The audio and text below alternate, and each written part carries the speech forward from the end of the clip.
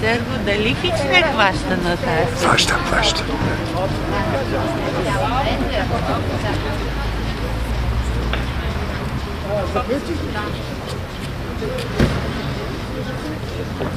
Руми, тя беше координатор, да ти кажа.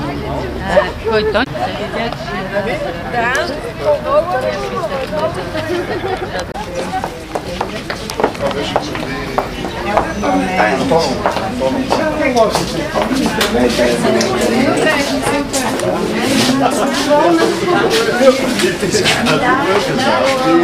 Ти вика мамо, познаваш?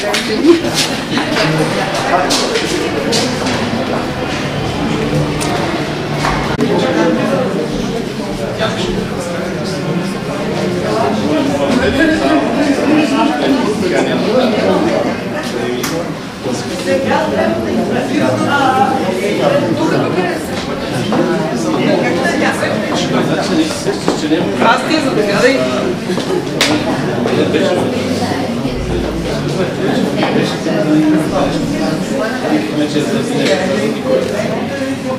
Моля да ли спустиш това, да ли запяш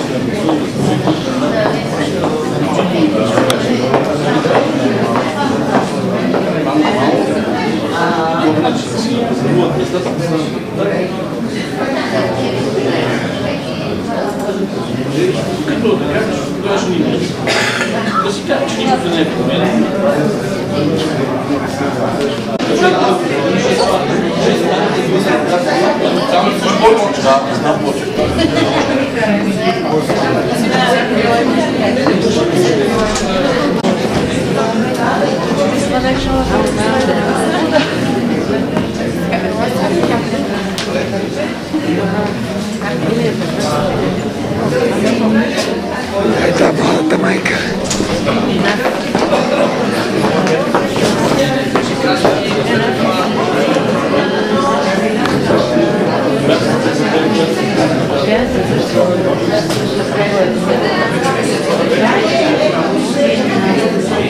Миналата година да работя с всички вас и да наистина да се чувствам сякаш, че съм на мястото си. Благодаря ви всеки път за топлото посрещане и за това, че сте чудесни хора. С голямо удоволствие идвам на нещата.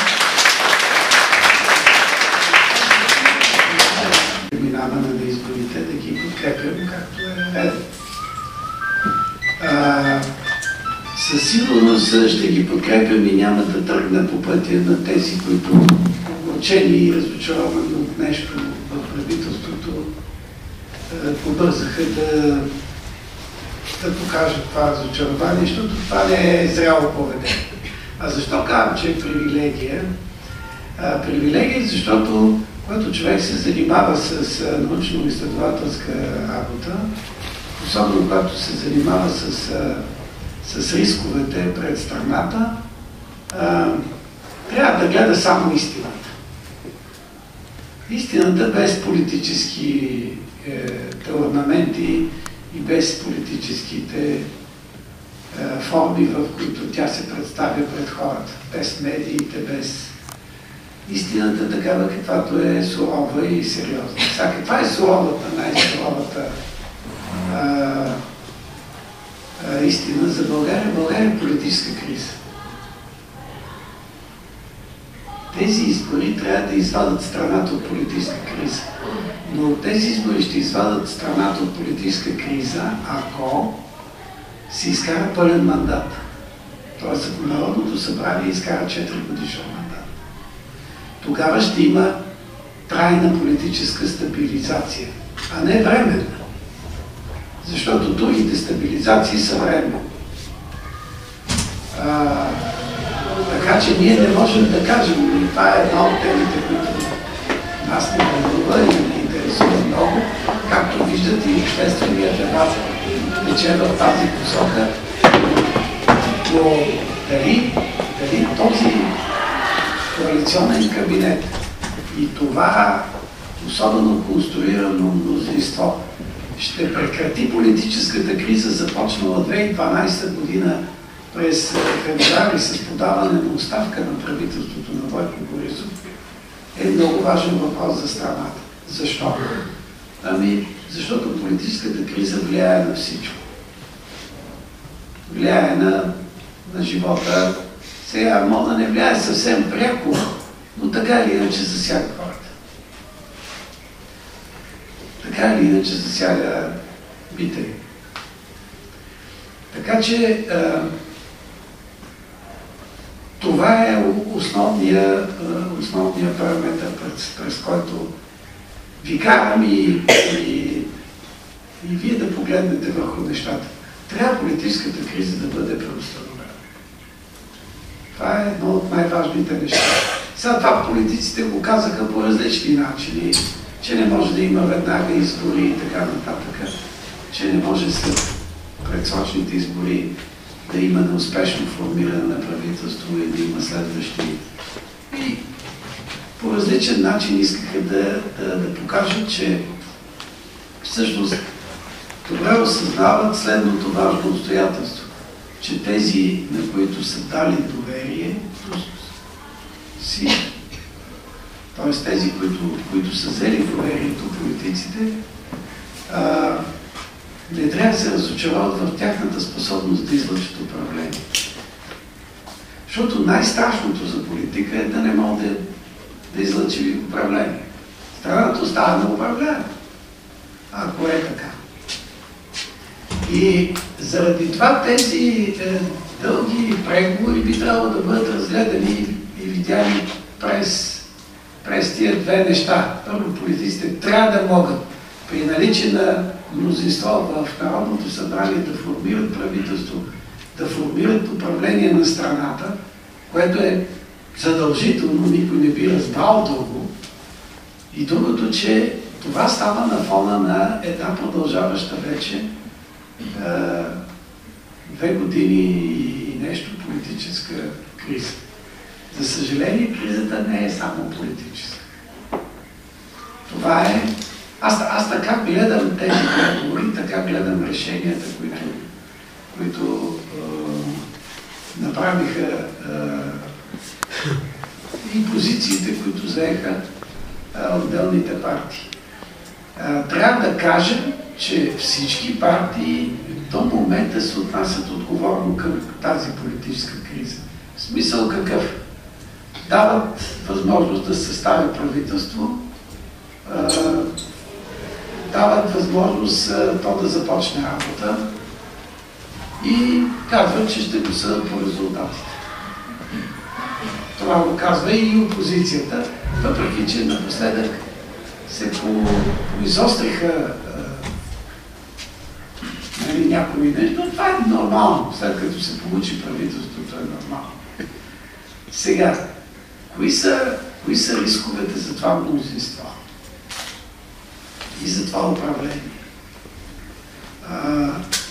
Най-големият риск на това управление е да приеме, че Движението за права и свободи е негов скрит, спящ партньор.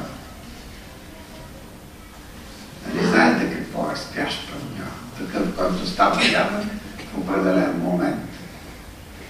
Ако това е най-сериозното опасение за мнозинството, защото не дали е така или не е така, а защото го прави много силно уязвимо. От какво го прави уязвимо?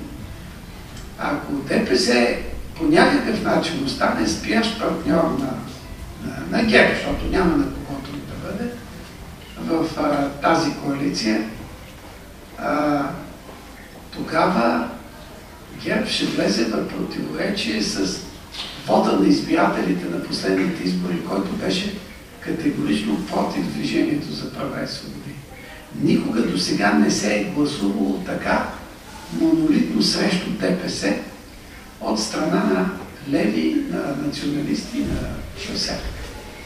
Тоест, в обществото има голямо недоверие към Движението за права и свободи и ако по някакъв начин хората разпознаят участие на Движението за права и свободи в това управление, това ще бъде схванато като много сериозна слабост. Сега аз не знам дали това ще бъде така или няма да бъде така. Нали, може да се спекулира на тази основа, аз не искам да спекулирам, защото няма факти. От тази гледна точка обаче трябва да разбираме защо мнозинството се конструира по този начин. То се опита да направи, да предотврати риска от ДПС, особено от страна на реформаторския блок и на патриотичния. Реформаторският блок и патриотичния фронт влизат в управлението и частично, и това е предвидено и за АБВ, за да направят невъзможно присъствието там на Движението за права и свободи. Така изглежда в момента събрано мнозинство.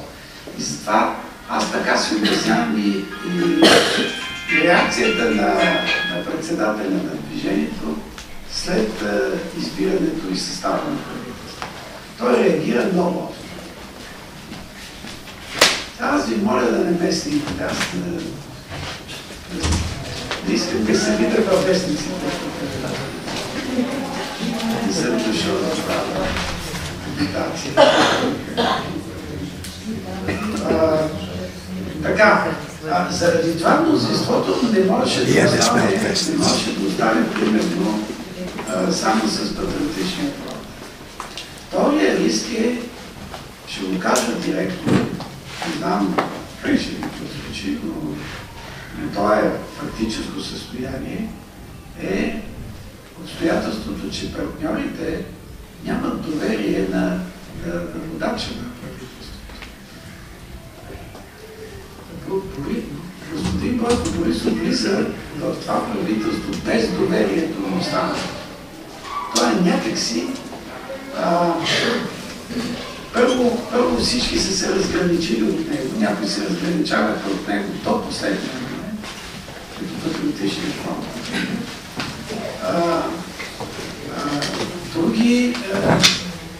Други по най-различни причини направиха много голям компромис. Всъщност, компромиси на това правителство е самия министър-председател. Сега, как ще се развие този компромис? Дали ще бъде оправдан?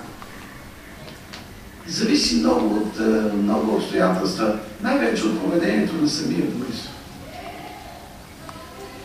Защото той съзнава тази слабост. Тя какво означава, че в някакъв миг всички могат да се обърнат срещу него? Мисля, ако им даде повод някакъв от тия, които той е давал в миналото, можете ли да спрете тия партньори коалиционни? Това е другата неясна перспектива. Това задава наистина неясна перспектива. И третата е, вече най-сериозното нещо, то е способността на правителството да извърши реформа.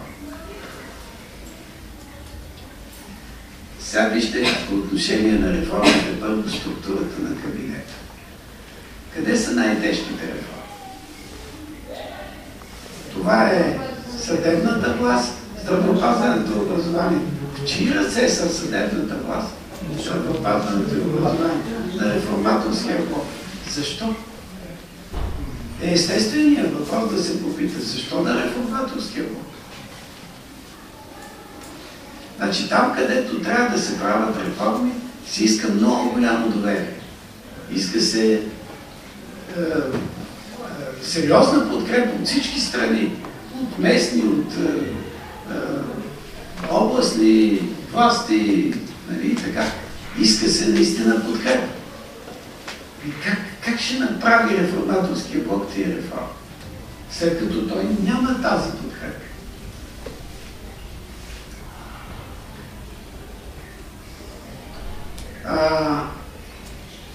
Аз с това не бързам да кажа, че няма да има нищо, но просто първият знак, който се чете в структурата и в състава на Министерския съвет е този. Там не се нагърбиха силните фигури на партията от мнозинството. Друго беше да влязат да влязат там техните най-силни хора и да кажат, ето това ще бъде. Друго е да застават университетски професори и някакви, нали, нашия Петър Москов и така нататък. Не, че Петър Москов не може да се справи. Той сигурно ще се справи на ниво експертиза, на ниво визия, на ниво идеи. Ама то не е само визия и идеи, нали? Не е експертиза. То си иска подкрепа. И пари. Дори да тръгне да прави реформата без пари, пак се иска подкрепа, защото ще почнат протести в населени места, които ще почувстват заплашени своите мънички болници, които всъщност са едни хосписи. Така. Това е първото нещо, което обаче не ни прави, пак ни кара да бъдем много внимателни по отношение на преценката на перспективата на това управление. Второто е по отношение на тези нерешени, тежки, заварени проблеми от типа на корпоративна и търговска банка, която може да хвърли българската банкова система в криза. Да не дава Господ. Нали? Сега аз много искам тук нашите анализи да се окажат с пресилена оценка за заплата. Много ще бих се радвал, ако е така. Но това е тежък проблем, той е свързан с разходи на държавата. А разходите трябва да се гласуват сега. Кой ще ги гласува? Аз мисля, че обаче, че ще мине актуализацията на бюджета. Ще бъде гласуване и това първо препятствие ще бъде преодоляно, но след това ще дойдат много трудни времена от това естество. Другото е енергетиката и тези проекти, руските проекти в България. Говоря за Южен поток и за идеите за изграждане на атомна централа. Сега искам да ви кажа нещо за нашата лаборатория, защото и това така беше оговорката. Ние изминалия месец октомври направихме предварително представяне на една прогноза за електроенергийния баланс до 2025 година, която категорично се разминава с досегашните прогнози. Няма да има и няма как да има, доказваме ние в тази прогноза, нарастване на производството и потреблението на електроенергия. По няколко прости причини. Като най-простата причина е, че намалява броя на хората. Не може хората ви да стават по-малко, уредите да стават по-ефективни, енергийната ефективност на домовете да се качва и вие да имате покачващо се потребление. Да имате заместване на тока, което така или иначе се случи до 2025 година от природния газ и да имате нарастване на производството и потреблението на електроенергия. В Българската стопанска камара, където представихме нашата прогноза, бяха всички автори на предишните подвеждащи страната по един наистина много вреден начин хора, които са създавали предишните прогнози. И там те не можаха по никакъв начин да опонират на това, което ние представихме. Защото това е първата прогноза, математико-статистически модел е приложен. Никой до сега не е подхождал толкова сериозно към тази тема. И то се вижда, че е така. Така че, ето ги тия проекти, в които, защо го казвам това? Защото как да се строи атомна централа сега, или да се увеличава, аз не дам, тук може и да има хора, които са за атомната централа, но като го няма потреблението, на кого ще продава? Няма на кого. А и пазара на тока на Балканите е с много ниски цени. Не може да се откупи нищо. Всъщност се продава, може да продава само АЕЦ Козлодуй, защото АЕЦ Козлодуй е изплатена от всички данъкоплатци по наше време, защото ние поехме дълговете на централата и ги погасихме към руските, към банките си руските банки. Заради това стана възможно. Да сега да ефтин ток. Така, тоест, защо казвам това? Защото там са хвърлени милиарди. Там вече са похарчени милиарди. И това е едно наистина много лошо наследство. Какво ще се случи? Утре си иска много силна политика. Сега, госпожата Теменушка как беше? Петкова. Тя е наистина много разсъдлив и много смислен човек. Не от реформаторския блок, да не помислите, че хвала някой. Просто наистина много събран, много сериозен човек. И е специалист и в тая сфера, където енергетиците не са, това е финансите и счетоводствата и балансите. Дано Господ и даде сили, нека си да намери решение. Но правителството заварва тежки. Това е истина. Защото ако каже не на руснаците за Южен поток, айде за другите някак си са попретрепнали, въпреки че съдът в момента в България, нали знаете, че сме дадени на съд от Росатом строй. Но за Южен поток те няма да бъдат толерантни към този, който спира проекта. Няма да бъдат. Тоест, ще се обзаведеме с много сериозен враг. Отделно страната трупва проблеми заради обстоятелството, че в тази част на Европейския съюз, която е най-близко до два военни конфликта.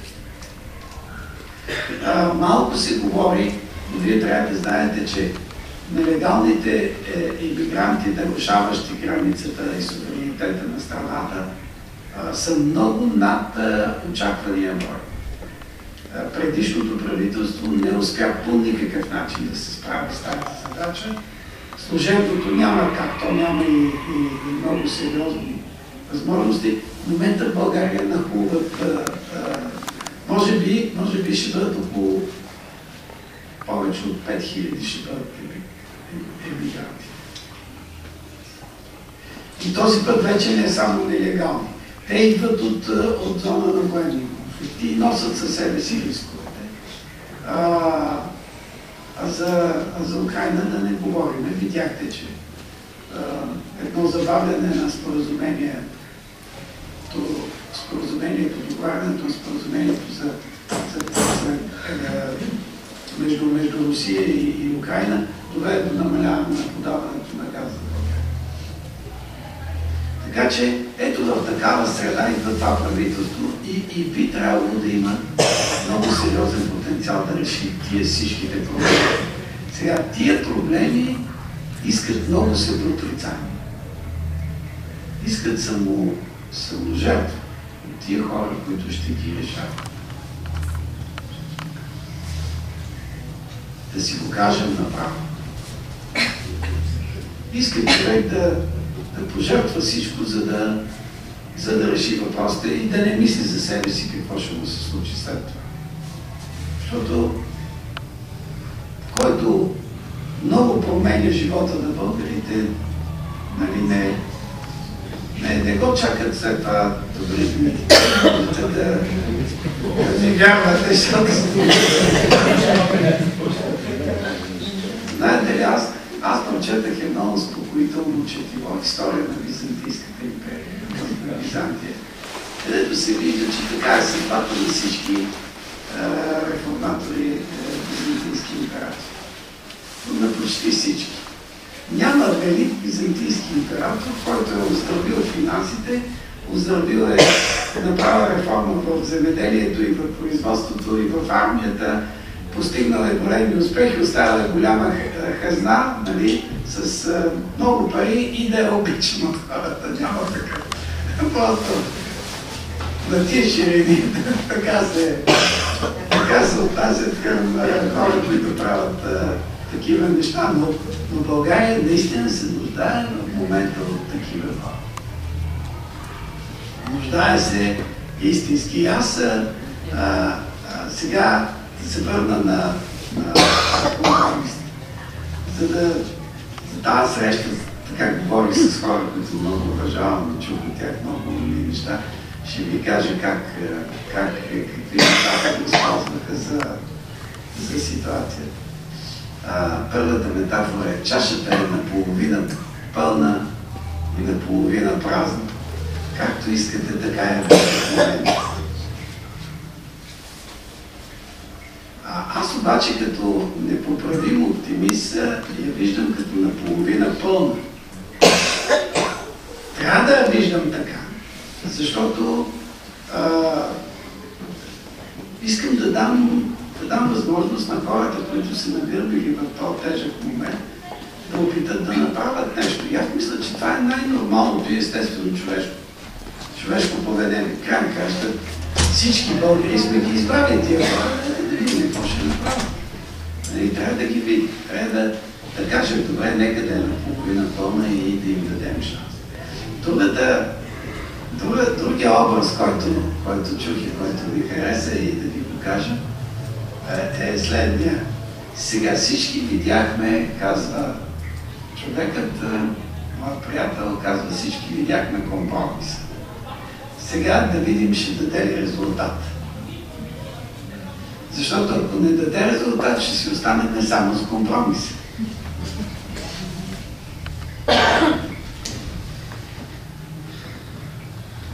Ще си останем само с компромис, означава, че това, което сме направили, тези отстъпки и това споразумяване, то няма да се оправдае. От тази гледна точка най-трудни са съмишлениците на демократия за силна България. Най-трудни. Защо са най-трудни? Защото искат реформа. Защото искат нещо реално да се промени в тази страна, защото не ги вълнуват другите неща, не искат да стават министри, нали. Едвам там избутаха един да стане. И искат обаче да се оправят нещата. Това е най-трудно за постигане. Аз мисля, че това е най-трудно за постигане. Ако някой прави други сметки, примерно, ако влиза правителството, за да даде коридор, през който да останат и да оцелеят кадри на БСП, примерно, говоря така, за да илюстрирам това, което всички допускаме, че ще се случи през АБВ. Това е една друга цел. Тя не е трудно да бъде постигната. Какво са там? Някакви хора ще останат на някакви позиции. От това държавата нито ще стане по-добре, нито ще стане по-зле. Може би ще си остане така, каквато е била. Нали, това са дребни и може би постижими неща. Ние искаме ни по-малко, ни повече живота да се оправи, нещата да се променят, съдебната власт да функционира нормално, поне така наречените, там как ги наричат, меки или законодателни, не конституционни, но законодателни промени, съдебната власт да се осъществят. Най-вече да се скъса тази връзка, държавата да спре да бъде политико-корпоративно-олигархично-мафиотска. И там да е и оплетена и съдебната власт, нали? И това да е пред очите на всички. Ние такива неща искаме. Аз се боя, че няма да сме много възторжени в следващите години. Въпреки, че виждам смелостта на отделни министри да поставят нещата на място. И даже единия каза на правосъдието: ако не успея, ще подам оставката и ще напусна. Няма да правя друго. Което е мъжко и достойно поведение. Което е ровно и е честно. Така че всички гледаме към ситуацията в момента с една трайна надежда, че нещата ще бъдат положително посока.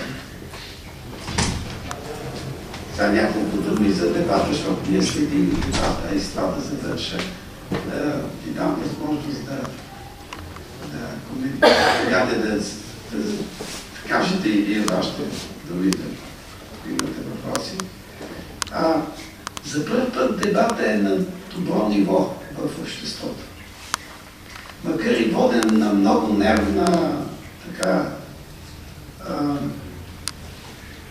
с много нерв, с много емоция, но за първи път нещата се изговарят, казват се това, което се чувства в обществения дебат и се вижда и се усеща, е все по-мощното въздействие на интернет. Общуването на социалните мрежи. Социалните мрежи някак си хвърлят силна светлина върху политическите теми, върху политическите въпроси. Разглеждат ги от всякъде, наистина, пак казвам, с, може би, с излишен нерв и с излишен патос, но това показва колко е озряло българското общество сега и при съвременните информационни технологии, колко бързо се умява да се позиционира по отношение на политическите. Това не го е имало в България в предишните години. Не е имало такова нещо. И мнението на едните, и мнението на другите, и нали, всички да могат да изговорят нещата. Може би на този фон най-убедително, казвам го разбира се, с пристрастност, се държи Радан Кънев. Защото в тая информационна ера, в тия модерни форми на общуване и на влияние на обществото, Радан Кънев е най-модерният сред политиците. Той е с най-бърза реакция и най-в духа на социалните мрежи. Директно, пряко, откровенно, ако трябва с музикална фраза. Какво лошо има в това? Така се общуват моите хора, какво? И това са легендарни думи, това е влязло в представите на всички поколения, на техните връстници в Европа. Защо да не се използва какво? Няма лошо в това. И аз си мисля, че веднъж по форма той наистина стои много модерен, много събран и аз мисля, че успя в тая невероятно тежка ситуация да се позиционира добре. Това предполагам, че е заявка той да се превърне в един реален лидер на това поколение, което излиза отдолу. Защото си иска специални качества. Нали? Има огромна разлика между изявите на Бойко Борисов социалните мрежи, които аз знам, които са много прецизни, точни, верни, но не са в неговия стил, когато говорим, не са точно в неговия стил. Той просто не е там. Искам да кажа, че това се вижда, чувства се определено. Времето се променя много бързо. И сега какво ще стане при този дебат, при тая атмосфера, която се случи? Аз мисля, че няма да може да има спящ партньор на ГЕРБ в лицето на Движението за права и свобода. Толкова е силна светлината, че няма как той ще се събуди спящия. Ще го осветят и ще се видят тези неща и това няма да може дълго време да се развива. Той има очевидно обяснение. Тъй като са коалиционни форматите и такива вероятно ще бъдат екипите, за да се направи такава програма с отговорници, с срокове и прочее, преди това трябва да има политическа концепция, трябва да има визия и трябва да има идея за това как се действа и в какъв последователно се действа.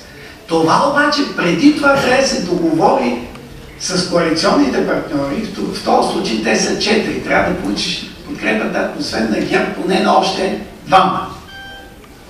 Разбирате ли? В правителството. За да ти тръгне каквото и да било. Значи, това правителство ще действа бавно. То не може да произведе толкова бързо такива програмни документи. Просто защото ще трябва да съгласува в много посоки. Освен това, имайте предвид, че освен тия посоки, политически, има механизми, в които участват синдикати, участват работодатели, участват пациентски организации, участват кой ли не участва, нали? Тъй като това е демокрация, нали? Значи, примерно, за да тръгне реформа в здравеопазването, първо трябва да се получи съгласие от 3 от партиите, включително ГЕРБ, след това от Лекарския съюз, след това от пациентските организации и така нататък, докато това нещо се облече в съгласие и тогава да се каже правилно или какво си. Има обаче сектори, тези трите сектора, за които се нуждаят от реформи, са такива, и правосъдието, и образованието, и здравеопазването са такива, че там всъщност реформите не искат пари. Те искат организацията да се създаде. Организация обаче от такъв вид се създава трудно при тия преплетени интереси. Нали? Силно преплетени и противоречиви.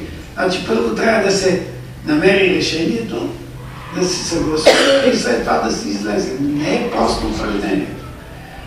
Това не е Бойко да казва правим еди какво си, отиваме и си режеме лента. Което общо взето е много проста работа. На фона на това, за което говориме, тия усилия са много сложни. Ето ви един пример. Пазара на лекарствата в България от 2001 година до сега се е увеличил 5 пъти и половина. Няма пазар, който да се е разраснал толкова в България. Дори на тия електронните GSM и прочее. Дори най-тия игрите, даже детските игри не са увеличили. 5 пъти и половина. Кой мислите, че стои зад това 5 пъти и половина нарастване на лекарствения пазар? Кой стои зад това, че 6 пъти са се увеличили разходите на здравната каса, почти 6 пъти за лекарства, вътре в самата каса, 33%. Кой стои зад това увеличение? Защото, вижте, за този период, от 2001 година до сега, ние сме станали с 750 хиляди по-малко. Ние като хора сме по-малко, консумираме гигантски лекарства или много скъпи лекарства, или един Господ знае какво, но как го правиме това нещо? Нали? Значи, тук е на лице толкова мощен интерес, толкова силен, сериозни участници има в тия договаряния, че те са изкривили самия баланс, самия бюджет на Националната здравноосигурителна каса. Защо касата дала пари? 1 милиард лева миналата година. Може си представя, тази година 1 милиард лева за лекарства. Кой ги пие? Да бъдат тия лекарства? Кой пие толкова лекарства? Кой ги харчи? Аз наистина нямам отговор на този въпрос, освен да да илюстрирам, значи, колко е тежко преплитането на интереси и как сме паднали ние всичките в една клопка, че да искаме сега министъра на здравеопазването да излезе с едно готово решение и всички да му кажат браво, и те ще му се нахвърлят на вратарата. Ако говори правилните неща, всички се устремят към гърлото му.